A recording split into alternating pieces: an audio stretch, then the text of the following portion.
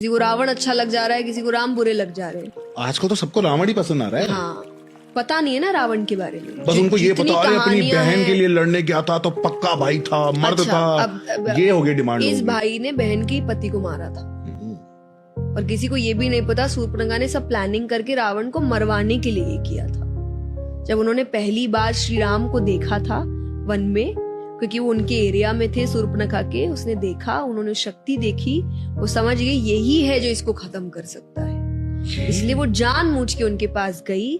फिर वो सारे कथाएं हुई, फिर वो अपने भाई के पास आई, फिर भाई को भड़काया कि उनके साथ जो पत्नी है वो अति सुंदर है, वो तो लंका की महारानी होनी चाहिए। तो वो एक तो बहन के कोई बदले के लिए गया नहीं था, उसे था अपने लंका को और शानदार बनाना। वो शानदार सुंदर रानियों से बन सकता है, तो वो इन चीजों के लिए गया। दूसरा, ये भी अगर किसी को नहीं पता है, he was a rapist, please go and read about it. उन्होंने एक अप्सरा का बलात्कार किया था जिनसे उनको श्राप मिला था, जिससे लोग कहते हैं ना कि मुझे रावण जैसा व्यक्ति चाहिए जिसने सीता माँ को हाथ नहीं लगाया। हाँ, आजकल तो यही बोलते हैं ना, क्योंकि वो लगा नहीं सकता था। हाँ। उसको श्राप मिला था कि अगर बिना इच्छा से किसी भी स्त्री को छुआ तो उसके 100 टुकड़े हो जाएंगे। इसीलिए he tried his level best. उन्होंने राम जी का रूप भी लिया सीता माता के सामने कि वो उस बहकावे में आके अपने आप को समर्पित कर दे।